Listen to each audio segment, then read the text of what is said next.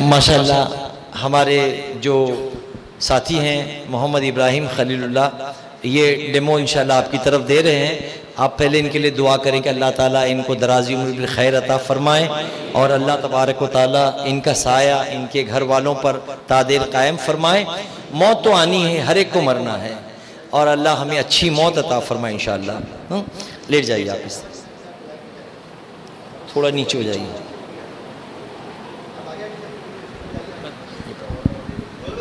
وہ کپڑا کے ساتھ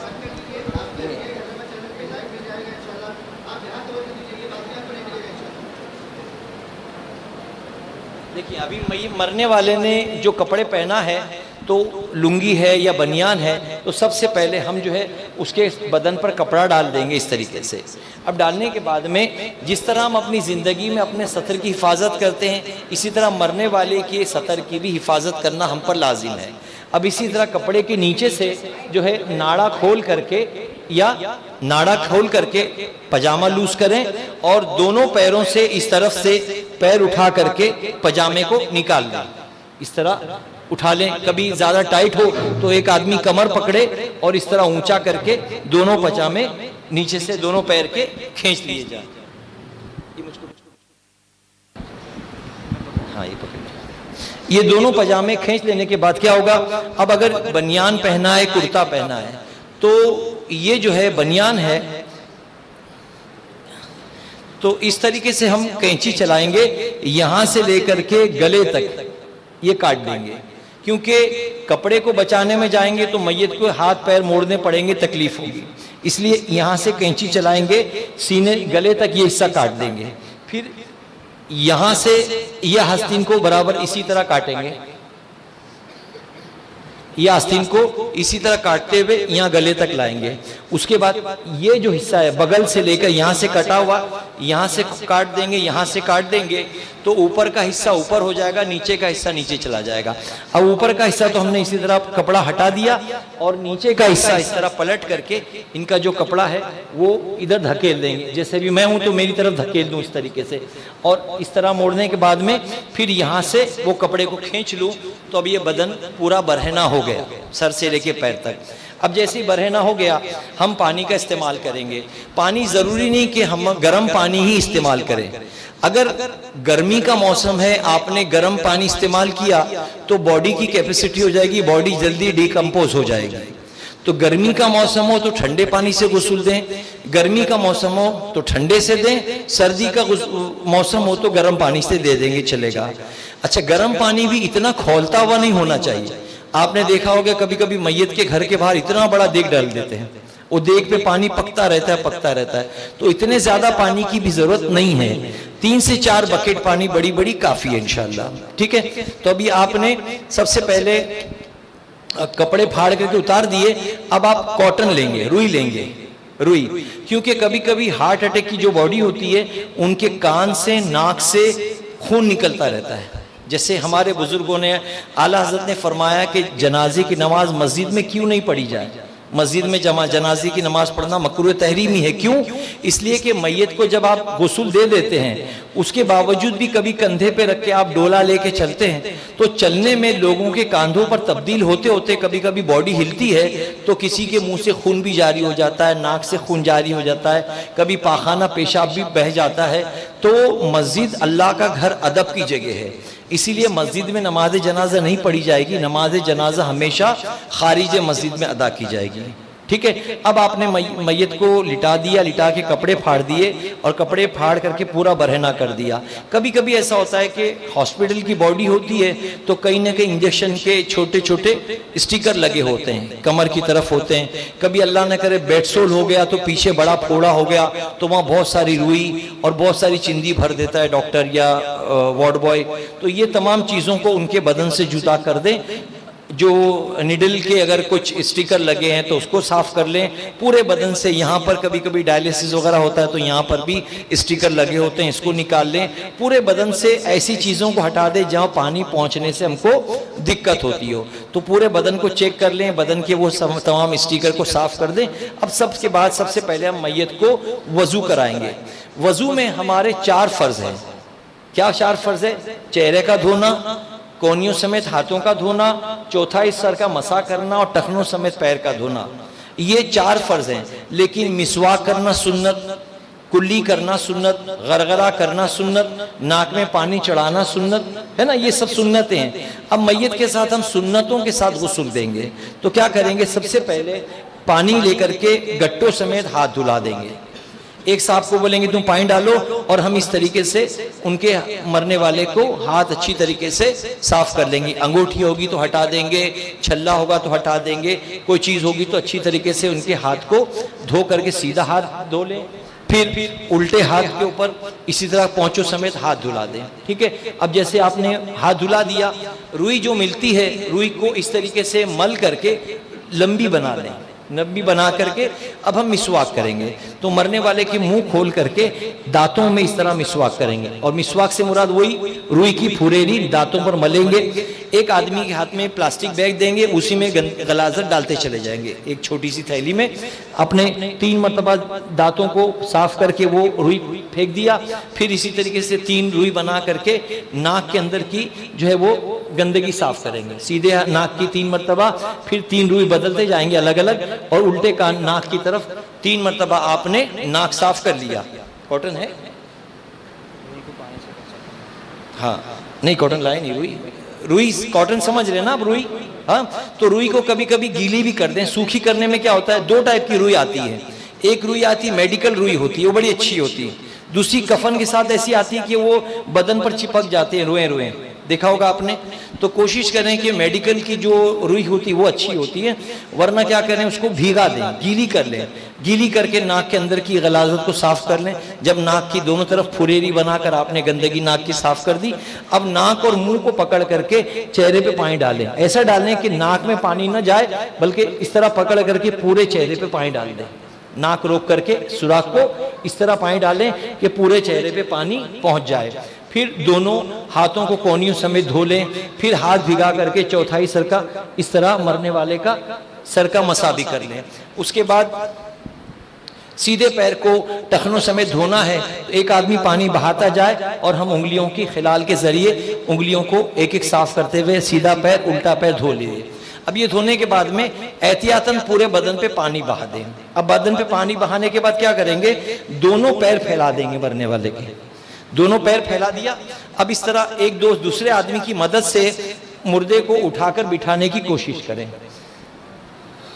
اس طرح پہلے تھوڑا اتنا بٹھائیں اور پیٹ کو دبائیں، ہلکا ہلکا دبائیں، تاکہ کھانے سے مرنے سے پہلے اگر کچھ کھایا پیا ہے تو پاخانہ آگے سرک جائے۔ پہلے پیٹ دبا کے ہلکے سے چھوڑ دیں، لٹا دیں، پھر دوسری مرتبہ اٹھا کے بٹھائیں تھوڑا اور زیادہ، پھر پیٹ دبا کر کے غلاظت کو آگے بڑھانے کی کوشش کریں، پھر لٹا دیں، پھر تیسری مرتبہ میت کو زیادہ اٹھا کر بٹھائیں اور اس طریقے سے پیٹ دبا کر کے پیشاب پاخانہ بہہ جائے، آگے بڑھ جائے، اس طرح لٹا دیں۔ اب دونوں پیروں کو پھیلا کر کے اس طرح اسپیڈ سے پانی مار دیں، ٹھیک ہے، اور اگر احتیاطاً پانی مارنے کے ساتھ ساتھ ہاتھ میں روئی کا گولا لے لیں اور پاخانے کے مقام کو اس طریقے سے اچھی طریقے سے صاف کر لیں۔ جب اچھی طریقے سے پاخانے کا مقام صاف ہو گیا، اس درمیان کوشش کریں کہ سطر چھپا رہے، سطر ظاہر نہ ہو۔ کبھی کبھی کچھ پتلا کپڑا آ جاتا ہے غسل میں میت کا، تو کیا کریں، یہ جو اوپر کا حصہ اس کو ڈبل کر دیں تاکہ یہ سطر کا حصہ چھپ جائے۔ اس کو ڈبل کر دینے سے کیا ہوگا کہ یہ سطر اور زیادہ چھپ جائے گی، ٹھیک ہے۔ اب آپ نے سر سے لے کے پیر تک پانی بہا دینا ہے۔ صابن مل گیا تو سبحان اللہ، صابن نہ ملے تو ہاتھوں سے پورے بدن کو ملیں گے۔ اب ملنے میں اس طرح کہ پورے بدن پر صابن لگا کر کے اس طرح ملیں، پھر پیٹھ پر اس طرح پلٹا کر کے پورے پیٹھ پر اچھی طریقے سے صابن لگائیں گے، صابن لگا کر کے اس طرح سے چھوڑیں گے۔ پھر یہاں والا آدمی اس طرح ہاتھ پکڑ کر کے ان کو وہاں کرے اور یہ سائڈ صابن لگا دیا، لگانے کے بعد میں پورے بدن سے صابن کا پانی بہا دیں گے۔ اب پیچھے بھی صاف کرنا ہے تو اس طرح میت کو کسی کی مدد سے پلٹائیں گے اور سر سے لے کے پیر تک کے اچھی طریقے سے اسپیڈ میں پانی ماریں گے تاکہ بدن کی چکنائی سب بہہ جائے۔ جب یہ بدن سے پانی اتر گیا، اب آخر میں تھوڑا پانی کافور میں، ایک بالٹی میں یا مگ میں کافور کا پانی بنائیں اور وہ کافور کا پانی بنا کر کے رکھیں۔ جب غسل کا پانی آہستہ آہستہ اتر جائے، اس کے بعد میں آخر میں وہ سر سے لے کے پیر تک کافور کا پانی بہا دیں۔ وہ بہہ گیا تو آہستہ آہستہ کافور کے چھوٹے چھوٹے ذرات بدن پہ رہ جائیں گے اور آہستہ آہستہ جو ہے وہ پانی نتھرتا چلا جائے گا، بدن پر کافور کا اثر رہ جائے گا۔ جب تک کہ بدن سے پانی نتھرتا ہے ہم ایک چادر اور لیں گے، چونکہ یہ غسل دینے میں چادر گیلی ہو گئی۔ اب اس کو کس طرح کریں گے کہ سمجھیے نیچے ایک گیلی چادر ہے، پھر ایک نئی چادر کو اوپر ڈالیں گے اور اس طریقے سے بدن کو سونکنے کی کوشش کریں گے، اس طریقے سے بدن کو توال کی طرح بدن کو پوچھنے کی کوشش کریں گے۔ اور یہ جب نئی چادر اوپر سے ڈالی ہے تو بھیگی ہوئی چادر نیچے سے پیر کے پاس سے کھینچ لیں، پھر یہ آہستہ آہستہ پورے بدن کو پوچھتے پوچھتے جو ہے بدن پہ، ٹانگ پہ، جانگ پہ سب جگہ سے پانی اتر جائے۔ اتنی دیر میت کو لیٹا رہنے دیں، اب کفن بچھانے کا، کفن کاٹنے کا اہتمام کریں۔ ماشاءاللہ دیکھیں یہ کفن جو ہے وہ بڑے پنے کا ہے، کبھی چھوٹے پنے کا ہوتا ہے تو اس میں بڑی دقت ہوتی ہے کہ اگر مرنے والا موٹا ہے تو ایک کفن کا ٹکڑا الگ سے ایک پٹا جوائن کرنا پڑتا ہے، لیکن اب چونکہ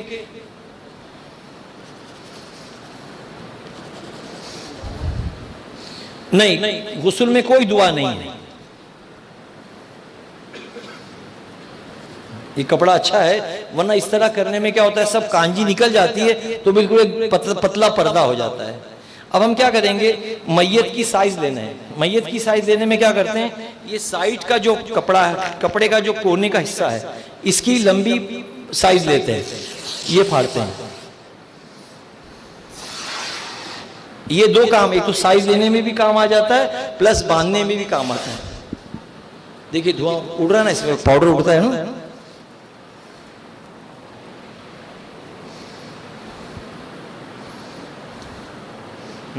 اب ہم کو ناپ جو لینی ہے نا وہ سر سے لے کر کے یہ اتنا اتنی سائز ہے، تو اس کے کیا لیں گے، سر سے لے کے پیر تک ایک اور اتنا ہی آدھا، یعنی یہ ایک ہو گیا اور اتنا ہی آدھا، یہ لفافے کام آ جائے گا۔ یہ 3 پیس ہو گئے نا، 1.5 یعنی مرنے والے کے سر سے لے کے پیر تک یہ ایک ہے، تو یہ ایک پلس اس کا آدھا، یہ اتنا کیا ہوگا کائے کے لیے، لفافے کے لیے، جیسے ہم چاکلیٹ ریپ کرتے ہیں نا وہ لفافے کے لیے آ جائے گا۔ اب اتنا ہی جو سر سے لے کے پیر تک ہے، اس کو سر سے لے کے یہ پیر تک کا جو ہے اس کو گاٹھ باندھ دیں تاکہ آپ کو اندازہ رہے کہ میت کی سائز کتنی ہے۔ یہ اتنا لمبا ہے مرنے والا، ٹھیک ہے، اتنا لمبا ہے مرنے والا۔ اب اس کے لیے آپ اتنا ہی 1.5 کپڑا کرتے کے لیے لیں گے، کرتے کے لیے ایک کپڑا، کفنی کے لیے 1.5، اتنا ہی کپڑا آپ لیں گے کرتے کے لیے۔ کرتے کے کپڑے کو کیا کریں گے،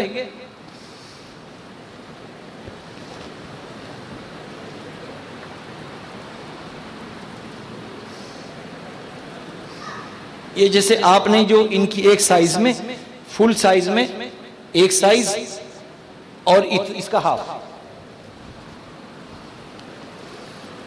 یہ اندازن لے لیں گے اتنا ہاف، یہ 1.5 ان کی سائز کا 1.5 پیس ہو گیا نا، پھاڑ لوں۔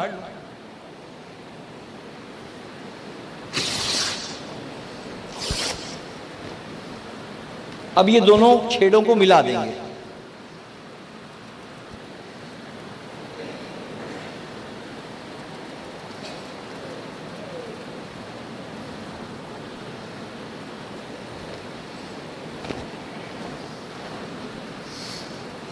اس کو 2 ڈبل ہاف کر کے اب اس کو بیچ میں سے اور ملائیں گے۔ اب یہ جگہ پر تھوڑا سا کاٹ کے کرتا بنانے کی کوشش کریں گے، ہلکا سا کاٹیں گے۔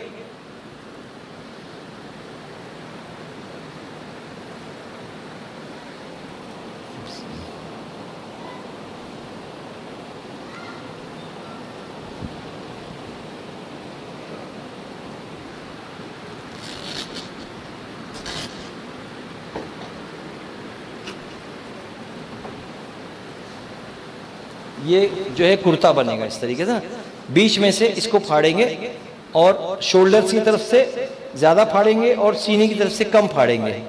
عورت کے لیے سینے کی طرف زیادہ پھاڑتے ہیں اور مرد کے لیے سینے کی طرف کم پھاڑتے ہیں اور شولڈر کی طرف زیادہ پھاڑتے ہیں، تو یہ زیادہ کاٹیں گے شولڈر کی طرف سے۔ یہ اس طرح ہوگا. اب جب کفنانے کے لیے بچھائیں گے نا تو اس کو اس طرح بچھائیں گے کہ اوپر کا حصہ الگ رہے. یعنی پہنائیں گے کسی کو تو اس طرح پہنے گا, اور بٹھا دیں, اس طرح پہنائیں گے کہ یہ ایسا ہو جائے گا. سمجھ رہے ہیں آپ؟ تو میت کو لٹانے سے پہلے یہ اوپر کے کپڑے کو تھوڑا راؤنڈ کر کے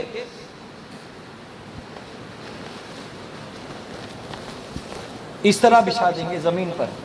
چھوڑ دیجیے, اس طرح زمین پہ بچھا دیں گے. تھوڑا سا 1 منٹ چاہیے.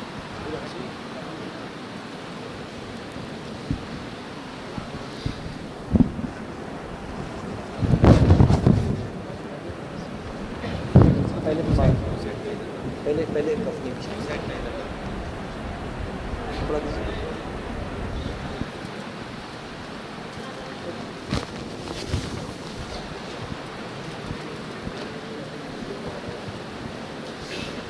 جی پہلے جو ان کی 1.5 سائز میں جو لفافہ لیں گے پہلے وہ بچھائیں گے. دیکھیں کہاں گئی چندی, کہاں گئی؟ نہیں, یہ ان کی 1 سائز ہے, مرنے والے کی 1 سائز ہے پلس اس کا ہاف. تو یہ 1.5 جو ہے پہلے ہم کاٹیں گے اس کے لیے, لفافے کے لیے. یہ 1 سائز ہو گئی اتنی, اور اس کی آدھی, یہ اتنی سائز ہو گئی.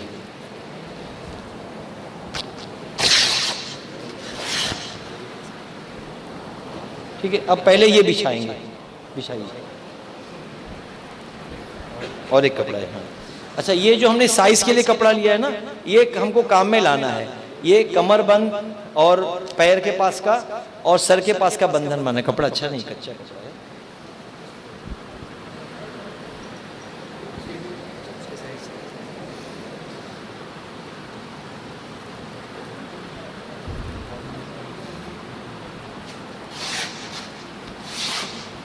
یہ 3 کپڑے جو تھے وہ آ گئے ہمارے پاس ہے نا. اب یہ کپڑے کو کیا کریں گے, ایک کپڑا جو ہے نا اس طرح بچھائیں گے جو لفافہ ہے, دوسرا کپڑا جو تہبند ہے وہ اس طرح بچھائیں گے, یہ اوپر آ جائے.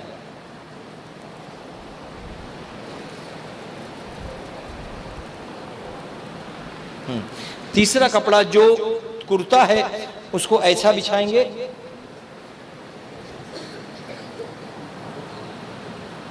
وہ یہ چھوڑی ادھر آ جائے.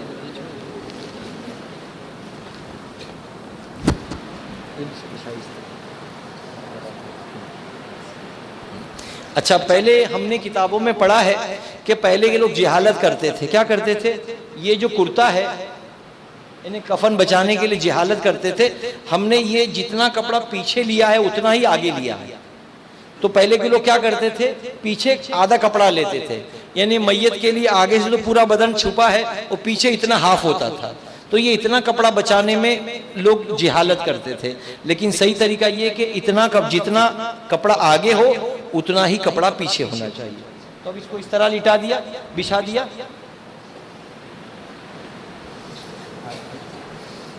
اور اس کو راؤنڈ کر دیا, آگے کھینچیے تھوڑا. ٹھیک ہے نا. اب جو ہے میت کو لا کر کے اس پر لٹانا ہے. آپ کے یہاں پاؤڈر ڈالا جاتا ہے, یہاں پر پاؤڈر ڈالتے ہیں, کافور ڈالتے ہیں. ہمارے بامبے میں ہو سکتا ہے کہ کسی وجہ سے مسالہ ڈالتے ہیں جس میں عبیر کا پاؤڈر ہوتا ہے, کافور ہوتا ہے اور کوئی جڑی بوٹی کی پاؤڈر ہوتے ہیں. تو وہ پہلے پورے بدن کفن پہ بچھا دیے جاتے ہیں, پھر باڈی کو لا کر کے اس پہ لٹا دیا جاتا ہے. آئیے لیٹ جائیے.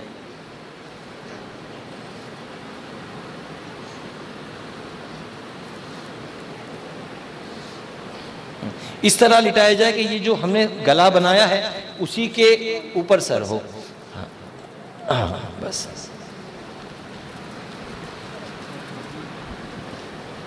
اس طریقے سے یہ کھینچ لیجیے. ہاں وہ کپڑا خستہ ہے. اس کو اندر موڑ دیا, اس کو ادھر اندر موڑ دیا. ٹھیک ہے. اب یہ جو تہبند ہے اس کو پوری طاقت کے ساتھ اس طرح لپٹیں اور الٹا ہاتھ کا, سیدھے ہاتھ کا پہلا ہو پھر الٹے ہاتھ کا. اس کو اس طرح کمر کی طرف مضبوطی سے پکڑنا ہے, کیونکہ یہ مضبوط ہو گیا تو پھر باقی کو آسانی ہو جاتی ہے نا. پھر اس طرف کا یہ آ گیا اور پھر یہ الٹا اس طرف آ گیا. اب یہ جب کمر کے پاس کا مضبوط ہو گیا نا تو یہ نیچے کا خود بخود سہولت ہو جاتی ہے. راؤنڈ کیجیے, یہ کھینچ لیجیے اور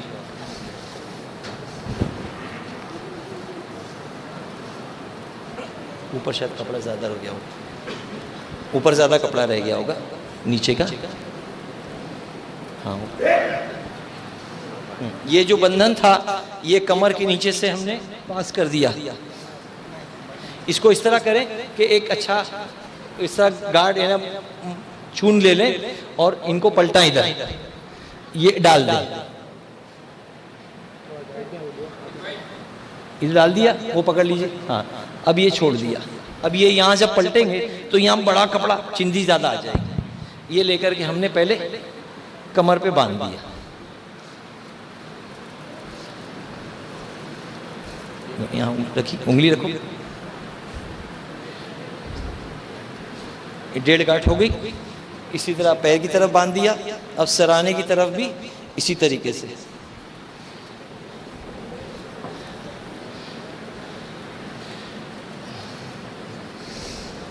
کپڑا پھر بھی جو ہے ٹائٹ کرنا پڑتا.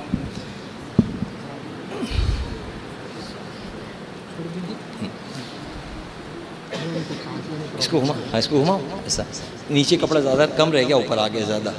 اب یہاں بندھن باندھ دیا تو یہ کفن کو ہم نے مردے کو کفن پہنا دیا. لیکن چونکہ ابھی لوگوں کو دیدار کرانا ہے اس لیے ہم اس کو چھوڑ دیں گے. چھوڑ دیجیے آپ, اس کو ایسا چھوڑ دیں گے. اب یہاں پر جو ہے بزرگوں کا طریقہ ہے کہ مرنے والے کے ماتھے پر کلمہ لکھ دیا جائے, انگلی سے اشارے سے لکھا جائے, یا پھر عطر کی لکڑی سے کلمہ طیبہ لا الہ الا اللہ یا بسم اللہ لکھا جائے. سینے پہ یا تو لا الہ یا بسم اللہ لکھا جائے, غوث اعظم کا نام لکھا جائے. کیونکہ مرنے والا تو مر گیا, اب وہ ہمارے ہاتھ میں ہے, ہم اس کی مغفرت کے سامان کرنے کے لیے کوشش کریں. یعنی یہ کریں کہ اس کے دفنانے سے پہلے کلمہ طیبہ 1.25 لاکھ مرتبہ پڑھ لیں. ان کی قبر کے حوالے کرنے سے پہلے کچھ صدقات خیرات کر دیں. ان کے قبر کے حوالے کرنے سے بہتر پہلے ہی کچھ غربا یتیموں میں کھانا وانا کھلا دیں, تاکہ ہمارے بھائی کو جب ہم قبر کے حوالے کریں تو اللہ تعالیٰ اس پر اپنے فضل و کرم سے تدفین سے پہلے اس کی مغفرت فرما دیں. تو اس طریقے سے آپ نے جو ہے وہ کفنا دیا. ایک سلسلہ جو ہمارے علاقوں میں ہے, مسلمانوں میں نہیں ہونا چاہیے, وہ چلتا ہے کہ اب گھر میں کسی کی میت ہوئی تو ساری گلی کی عورتیں دیکھنے کو آ جاتی ہے. آپ کے آتی ہے؟ ہاں, تو یہ گناہ ہے. اگر عورت مر گئی تو سارے گلے کے میت دیکھنے کے لیے سب مرد آتے ہیں, یہ بھی گناہ ہے. عورت مر گئی ہے تو اس کے چہرے کو صرف اس کا بیٹا دیکھے, اس کا بھائی دیکھے, اس کا شوہر دیکھے اور اس کے بھانجے بھتیجے دیکھے. ہر کوئی پائن والا, بیڑی والا, ٹپری والا کوئی آ کر نہیں دیکھے. لیکن ہمارے ایک سلسلہ چل نکلا کہ چلو بھائیوں دیدار کو, تو پورے لائن لگا کر, پوری کالونی والے سب لائن لگا کر دیکھنے آتے ہیں. تو اس طرح دکھانا حرام ہے. اسی طرح اگر کوئی مرد مر گیا ہے تو مرنے والے کی بیوی دیکھے, ماں دیکھے, بہن دیکھے, بیٹی دیکھے, بھانجی دیکھے, بھتیجی دیکھے اس کے جسم کو, اس کے چہرے کو.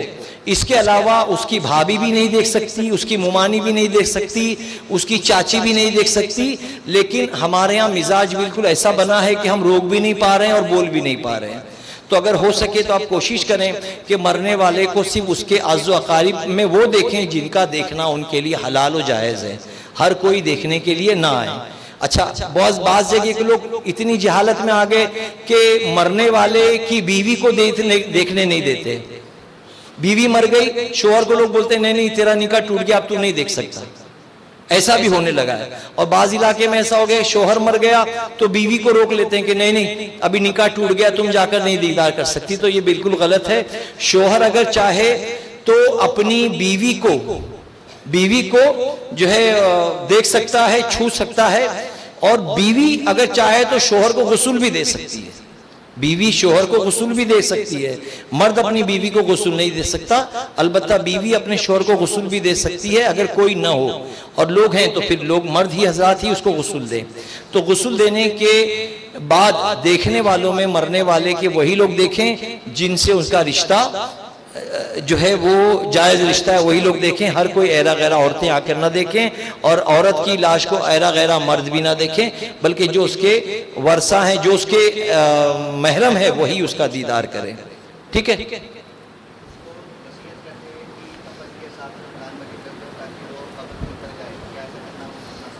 قرآن مجید نہیں، ہمارے بزرگوں نے کتاب میں لکھا ہے کہ مرنے والے کے ساتھ عہد نامہ جو ایک دعا ہے وہ مردے کے ساتھ نہ رکھی جائے، بلکہ مردے کو قبر میں دفنایا جائے تو اس کے سرانے قبر میں تاک بنائی جائے اور تاک میں رکھا جائے، شجرہ اور عہد نامہ قبر میں رکھا جائے.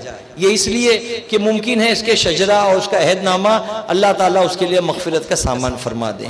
تو قبر میں آپ مردے کے ساتھ نہ رکھیں کہ ممکن ہے 4 دن 6 دن 8 دن میں باڈی ڈیکمپوز ہوگی اور بدن سے جو ہے گندگی کے ساتھ ساتھ سب سے پہلے ناک اور شرمگاہ سڑتی ہے کیونکہ گیلی رہتی ہے. سب سے پہلے میت کی ناک اور شرمگاہ یہ سڑنا شروع ہوتی ہیں، پھر پیٹ پھولتا ہے، پیٹ پھٹتا ہے، پاخانے کے مقام سے پیپ اور گندگی بہنا شروع ہوتی ہے، منہ سے اللہ تعالیٰ برائی سے محفوظ فرمائے. جسم کے اعضاء سڑنے لگتے ہیں اور طرح طرح کی جو کیڑے مکوڑے جسم میں ہی پیدا ہونا شروع ہوتے ہیں، اور کئی طریقے کے کیڑے مکوڑے باہر سے آ کر کے باڈی پر اٹیک بھی کرتے ہیں. ہمارے نیک اعمال ہمارے آپ کو بچا سکتے ہیں، ورنہ کیڑے مکوڑوں سے اور عذاب سے کوئی محفوظ نہیں رہ سکتا. عذاب قبر حق ہے، قبر بھی دباتی ہیں، لیکن حضور صلی اللہ علیہ وسلم نے فرمایا کہ قبر کے دبانے میں فرق ہے. جس طرح ماں اپنے بچے کو محبت سے دباتی ہے تو قبر بھی نیک مردے کو دباتی ہے، لیکن ویسی محبت سے دباتی جیسے ماں اپنے بچے کو دباتی. اور گنہگار بدکار کو قبر ایسی دباتی ہے کہ یہاں کی پسلیاں یہاں بالکل اس طرح چپڑ جاتی ہے کہ یہ پسلی یہاں چلی جاتی، یہ پسلی یہاں چلی جاتی ہے. تو اللہ تعالیٰ عذاب قبر سے بھی ہماری حفاظت فرمائے. میت کو آپ نے دفنانے کے لیے کفنا دیا، کفنانے کے بعد میں جو کچھ آپ اہتمام کرنا چاہیں، بدن پہ کچھ لکھ دیں یا طاق میں عہد نامہ یا شجرہ وغیرہ رکھ دیں، ساتھ ہی ساتھ صدقات خیرات کریں. میت کے دفنانے سے پہلے کچھ کلمے کی تکرار کریں تاکہ اس کی تدفین سے پہلے اللہ اس کی مغفرت کر دے. اب جیسے آپ نے جنازے کو تیار کر لیا، جس نے دیدار کرنا ہے کر لیا، اس کے بعد جنازے کو اٹھا کے ڈولے میں ڈالتے ہیں. اب ڈولے میں ڈال کے چلتے ہیں. ڈولے میں جیسے ہی رکھتے ہیں تو 4 کاندھے ہوتے ہیں 4 سائڈ سے. تو کاندھا دینے کا مسنون طریقہ یہ کہ پہلے اگلا سیدھا کاندھا، پھر پچھلا سیدھا کاندھا، پھر اگلا الٹا کاندھا، پھر پچھلا الٹا کاندھا. ٹھیک ہے نا. جیسے جنازے کو کاندھا دینے کی نوبت آئے تو آپ پہلے آگے جائیں، سیدھے کاندھے پر دیں اور 10 قدم چلیں. چاروں طرف 10 قدم چلنے پر اللہ کے رسول صلی اللہ علیہ وسلم نے 40 گناہ کبیرہ کی معافی کا اعلان فرمایا. لیکن ہمارے یہاں کیا ہوتا ہے، ابھی آپ نے کندھا لیا ہی تھا کہ دوسرا اچک لیتا ہے، لائن چھپک کے چلتے، لا دے دے لا دے دے لا دے دے، اس نے لیا اس کو دیا، اس نے لیا اس کو دیا. بلکہ آپ کیا کریں کہ کندھے پہ لے لیں. میرا طریقہ یہ کہ میں ہاتھ ایسا رکھ دیتا ہوں، کندھے پہ لے لیا اور جب تک کہ کلمہ پاک کلمہ شہادت اشہد ان لا الہ الا اللہ وحدہ لا شریک لہ ونشہد ان سیدنا مولانا محمدن عبدہ ورسولہ، اتنا پڑھتے پڑھتے میں یہ ہاتھ ایسی رکھتا ہوں، دوسرے کو کاندھا نہیں دینے دیتا ہوں. اور پڑھتے پڑھتے الحمدللہ 10 قدم ہو جاتے ہیں تو رائٹ سائڈ سے سیدھے 10 قدم، پھر پیچھے آگے، پھر پیچھے کا کاندھا لیا. اسی طریقے سے ہاتھ روک کر کے کسی کو نہ دیتے ہوئے 10 قدم چلیں، پھر آگے بڑھ جائیں، الٹے کاندھے پر 10 قدم چلیں، پھر پیچھے آ جائیں، الٹے کاندھے پہ 10 قدم چلیں. تو 40 قدم چلنے پر اللہ کے رسول صلی اللہ تعالی وسلم نے 40 بڑے گناہ معاف ہونے کی خوشخبری سنائی ہے. تو اس طرح آپ جنازے کو کاندھا دیتے ہوئے چلیں، اور جنازے کی نماز مسجد کے اندر نہ پڑھتے ہوئے خارج مسجد میں پڑھی جائے گی. جنازے کی نماز پڑھنے سے پہلے نیت کی جاتی ہے. نیت کیا کرتے ہیں؟ نیت کی میں نے نماز جنازہ کی، ثنا اللہ پر، درود رسول اللہ پر، دعا واسطے اس میت کے. یہ 3 لائن میں ہی تربیت ہم کو پڑھنا ہے. جیسے امام کھڑا ہوا نماز پڑھانے کے لیے، اس نے اعلان کیا کہ بھائیوں بالغ کا جنازہ ہے، تو اب ہم نے نیت کے لیے کہ نیت کی نماز جنازہ کی، ثنا اللہ پر، درود رسول اللہ پر، دعا واسطے اس میت کے. اب امام نے کہا اللہ اکبر تو ہم نے بھی اللہ اکبر کہہ کے ہاتھ اٹھایا. اب ہاتھ اٹھاتے ہی ہم ثنا پڑھیں گے. ثنا میں اتنا پڑھیں گے سبحانک اللہم وبحمدک تبارک اسمک وتعالی جدک وجل ثناؤک ولا الہ غیرک. صرف ایک ورڈ بڑھا دیں گے، وجل ثناؤک.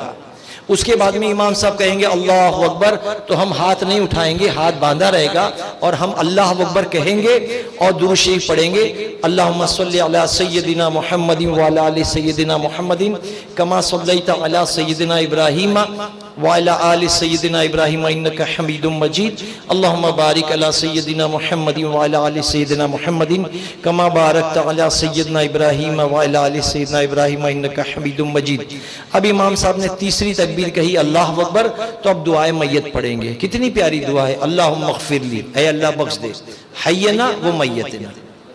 تکبیر اچھا یہ غلط طریقہ، وہ صرف علاقوں میں اللہ اکبر اس طرح تکبیر میں آسمان پر دیکھتے ہیں، تو ایسا نہیں کرنا چاہیے، بلکہ سر جھکا کر کے آپ اس میں گم رہیں کہ آج ہم کسی کا جنازہ پڑھ رہے ہیں، کوئی لوگ ہمارا جنازہ پڑھیں گے، انہی خیالات میں رہیں۔ تو پہلی میں ثنا، دوسری تکبیر کے بعد درود شریف، تیسری تکبیر کے بعد بڑی پیاری دعا ہے اللہم اغفر لی، اے اللہ بخش دے، حینا و میتنا، زندوں کو بخش دے، میت کو بخش دے، مردے کو بخش دے، اللہم اغفر لی حینا و میتنا و شاہدنا و غائبنا، جتنے نماز جنازہ میں سب کو بخش دے اور جو نہیں آئے ان کو بھی بخش دے، شاہدنا و غائبنا و صغیرنا و کبیرنا، ہمارے بچوں کو بھی بخش دے، ہمارے بڑوں کو بھی بخش دے، وہ ذکرنا و انسانا، ہمارے مردوں کو بھی بخش دے، ہماری عورتوں کو بھی بخش دے۔ کوئی بچا ہے؟ کوئی بچا ہے؟ کوئی نہیں بچتا۔ ہم نے ایک دعائے میت میں سارے مسلمانوں کو شامل کر لیا، سب کو شامل کر لیا، زندوں کو بھی اور مردوں کو بھی، بچوں کو بھی بڑوں کو بھی، عورتوں کو بھی مردوں کو بھی، سب کو ہم نے شامل کر لیا۔ اس کے بعد کیا کہتے ہیں؟ اللہم اغفر لی حینا و میتنا و شاہدنا و غائبنا و صغیرنا و کبیرنا و ذکرنا و انثانا، اللہم من احییتہ منا فاحیہ علی الاسلام، اے اللہ جب تک تو ہمیں زندہ رکھ اسلام پر زندہ رکھ، فحینا علی الاسلام ومن توفینا فتوفہ علی الایمان، اے اللہ جب ہم کو موت دے تو ہم کو ایمان پر موت عطا فرما، ہے نا، فتوفہ علی الایمان، اللہم لا تحرمنا اجرہا ولا تفتنا بعدہا واغفر لنا ولہا، اے اللہ ہمیں بخش دے، دفن کے بعد بخش دے اور ہمیں درازی عمر بالخیر عطا فرما دے، یعنی کچھ اس طریقے کا مفہوم ہے۔ تو دعائے میت بڑی جامع دعا ہے، یہ دعا ضرور یاد رکھیں، اور اگر یہ دعا کسی کو نہیں آتی تو اس کا الٹرنیٹ کیا ہے؟ سورہ فاتحہ پڑھیں، سورہ فاتحہ دعا کی نیت سے پڑھیں، الحمدللہ رب العالمین الرحمن الرحیم مالک یوم الدین ایاک نعبد و ایاک نستعین، جو سورہ فاتحہ پوری پڑھ لیں۔ اب اس کے بعد امام صاحب پھر اللہ اکبر کہیں گے تو آپ اللہ اکبر کہہ کے خاموش ہوں گے۔ اب امام صاحب جب کہیں گے السلام علیکم رحمت اللہ، تو آپ کیا کرتے ہیں؟ کیا کرتے ہیں؟ السلام علیکم رحمت اللہ کے بعد کیا کرتے ہیں آپ لوگ؟ ہاتھ چھوڑتے ہیں۔ کیسا ہاتھ چھوڑتے ہیں؟ بولیے۔ ہاں، ادھر کا سلام پھرتے یہاں ہاتھ چھوڑتے، یہاں کا سلام پھرتے یہاں چھوڑتے، ایسا کرتے ہیں آپ کے یہاں بھی؟ ایسا نہیں کرنا ہے، بلکہ جیسے امام صاحب نے کہا السلام علیکم رحمت اللہ تو پہلے دونوں ہاتھ چھوڑ دیں، پھر السلام علیکم رحمت اللہ، السلام علیکم رحمت اللہ کہہ کر اپنی صفوں میں بے ترتیبی کر دیں، یعنی صف کو توڑ دیں، آگے پیچھے ہو جائیں۔ پھر ایک مرتبہ دعائے میت ہوتی ہے، مغفرت کی دعا ہوتی ہے، وہ دعا میں شامل ہو جائیے۔ پھر جنازے کو ڈولے میں ڈال کے کاندھے پہ لے کر کے ہم قبرستان جاتے ہیں۔ قبرستان میں جہاں ان کی جو ہے جہاں زمین کھودی گئی ہے، یہ بات یاد رکھیں کہ علماء فرماتے جس کی مٹی جہاں کی ہے وہیں وہ دفن ہوگا، جہاں کی مٹی وہیں دفن ہوگا۔ اور بڑی خوشخبری ہے کہ رسول گرامی وقار صلی اللہ تعالی وسلم جس مٹی سے بنائے گئے، سیدنا صدیق اکبر و فاروق اعظم بھی اسی مٹی سے بنائے گئے۔ اور مولا کائنات مولا علی کی محبت دیکھیے، ہم جب میت کو غسل دیتے ہیں تو میں خود بھی اپنے کپڑوں کو سمیٹ لیتا ہوں، یعنی جبہ اگر پہنا ہے تو ہم بالکل اپنے کپڑوں کو سمیٹ لیتے ہیں کہ ہمارے کپڑے پر غسل کا پانی اڑ کر نہیں آئے۔ لیکن مولا کائنات مولا علی کو حضور سے کیسی محبت تھی کہ جب سیدنا مولا علی نے حضور کو غسل دیا تو یہ جو آنکھوں کے پاس پانی جمع ہو جاتا ہے نا، حلقوں میں جو پانی جمع ہو جاتا ہے، تو مولا کائنات نے وہاں منہ لگا کر کے وہ سارا پانی پی لیا، سارا پانی وہاں منہ لگا کر کے پی لیا تھا۔ تو یہ سیدنا مولا علی کو رسول گرامی وقار صلی اللہ علیہ وسلم سے محبت تھی۔ اللہ ویسی محبت کا صدقہ ہم کو بھی عطا فرمائے جو صحابہ کرام نے رسول گرامی وقار صلی اللہ تعالی وسلم کے ساتھ کیا۔ تو اس طریقے سے آپ نے جو ہے میت کا غسل بھی دیکھا، میت کی جنازے کی نماز بھی کچھ حد تک آپ سمجھ گئے۔ اس کے بعد ڈولے میں اٹھا کر کے ہم قبرستان لے جاتے ہیں، میت کو جہاں اس کا ٹھکانہ ہے وہاں دفناتے ہیں۔ علماء کرام فرماتے ہیں کہ مرنے کے بعد جب لوگ دفنا کر کے جاتے ہیں، جب میت کو قبر میں اتار لیتے ہیں تو دونوں ہاتھوں سے مٹی دیتے ہیں اور مٹی اس طرح دو لب بھر کر کے پھینکتے ہیں، منہا خلقناکم، ہم نے تمہیں اسی سے بنایا، وفیہا نعیدکم، اور تمہیں اسی میں ملایا، ومنہا خلقناکم تارۃ اخری، اور کل بروز قیامت تم اسی سے اٹھائے جاؤ گے۔ تو ہم میت کو مٹی دیتے ہیں، یہ دعا پڑھتے ہوئے دیتے ہیں، منہا خلقناکم وفیہا نعیدکم ومنہا نخرجکم تارۃ اخری، اور ہاتھ جھٹک کر پیچھے ہٹتے ہیں، پھر آنے والے ایک ایک آدمی آگے بڑھ بڑھ کے دو دو ہاتھوں سے مٹی ڈالتے ہیں۔